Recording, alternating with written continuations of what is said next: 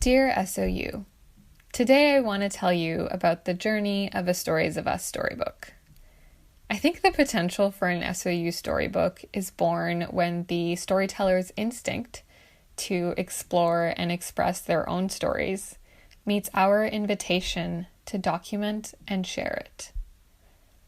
Most of our stories come from our workshops, which started off as a 2-hour workshop and has since expanded to 7 workshops over the course of 7 weeks, each of them 2 hours long.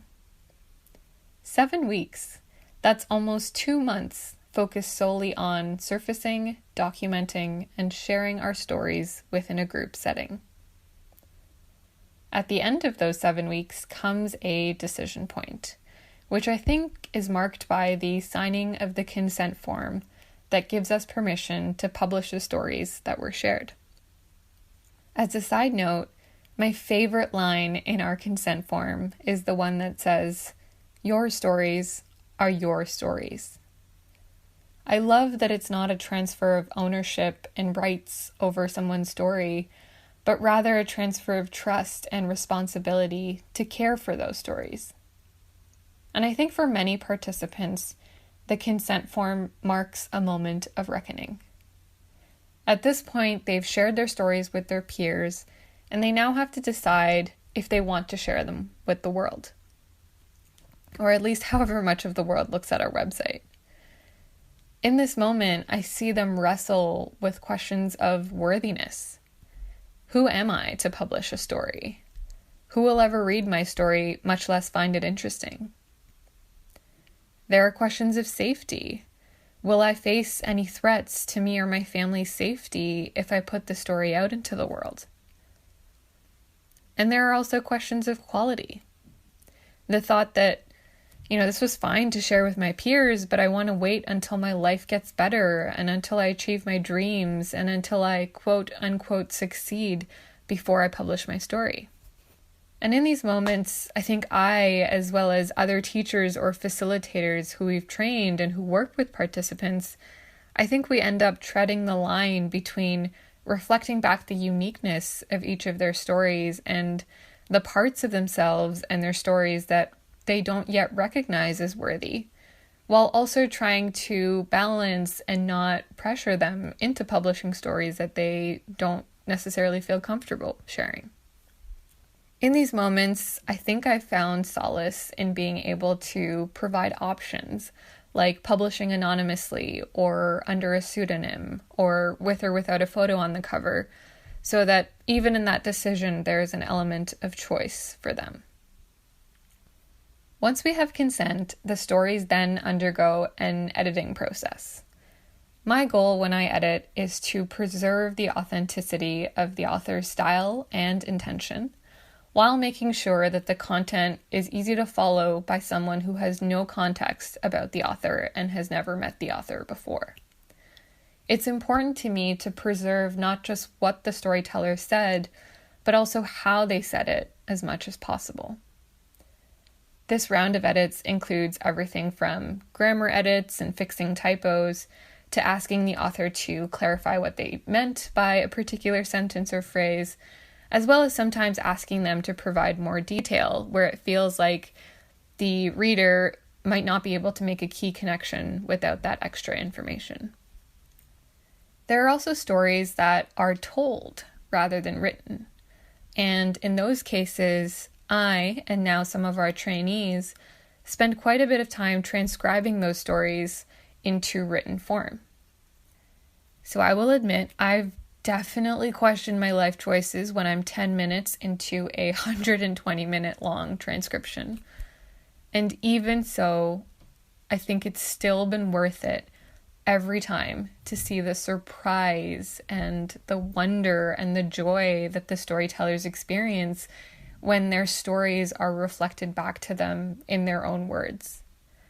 I think it seeds and waters their sense of worthiness in such a profound way. I think there's also a tendency of people to wander in and out of life events and life stages, especially when they tell their stories orally. So I also spend some time ordering their stories in a way that might be easier to follow for the reader. What's interesting is that more often than not, this ordering also helps the storytellers themselves see their stories more clearly. I think the one thing I always forget about the transcribing and editing processes are just how mentally and emotionally taxing they can be. Both seem like fairly straightforward tasks, but it turns out that listening to and writing out every single word that someone says requires a lot of dedicated and consistent attention.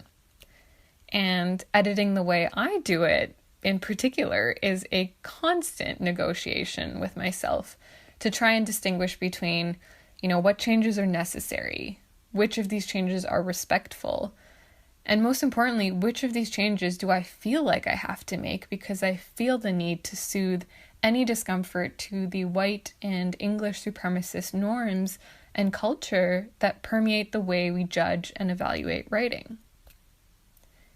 On top of that, there's also the fact that some of these stories are heavy and complex, and working with them adds to that emotional layer of this work.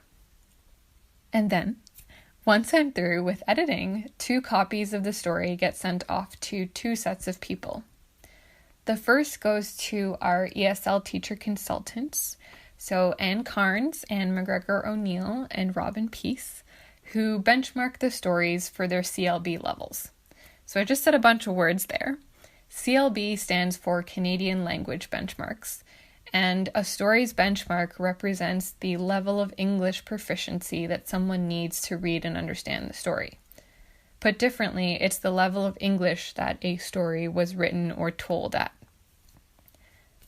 The second copy of the story is sent to a volunteer translator who helps us translate the story into the storyteller's home language. If the story is submitted in the author's home language, the translator helps us translate it to English so that both languages can be displayed side by side in the storybook. And depending on the length of the story and the availability of the translator, this can take anywhere from 2 weeks to 2 months. And when we do have trouble finding translators, which happens sometimes for certain languages, our friends and colleagues at MCIS Language Solutions have been really helpful in connecting us to the translators in their networks. Once a story has been translated, that translation needs to be verified, or in other words, it needs to be looked over by another translator to make sure that it accurately reflects the meaning of the original text. Verification tends to happen faster than translation, but again, given that it's a volunteer role, it can take up to a month based on the volunteer's availability. And last but not least, once a story has been transcribed, edited, translated, verified, and benchmarked, I send it off to be designed. And this is where Blair comes in. Blair is our designer and has designed all of the SoU storybooks so far. I can only imagine how many nights were spent on Google Translate trying to make sure that all the translations were copied over correctly. Once a book has been designed, Blair sends me a draft of the book and I share it with either the translator or the storyteller themselves to confirm that everything looks good to go. Sometimes there are changes that need to be made, and we go back and forth this way until everything looks good. I especially appreciate Blair's patience at this stage because it allows me to say yes to all of the changes that the storytellers want to make to their stories in order to feel good about it being out in the world. It's a big deal for them, and I'm glad we're able to prioritize their satisfaction with their stories and with their books. Once they approve the book, it's published to our online library as a PDF for people to read and download as they wish. We also like to print a copy for the storyteller and mail it to them directly so that they have a physical copy of their story to keep for themselves. And that, my friend, is why it can take up to 9 months to see a storybook through from start to finish. And that's also why it's taken almost 3 years to publish upwards of 120 books.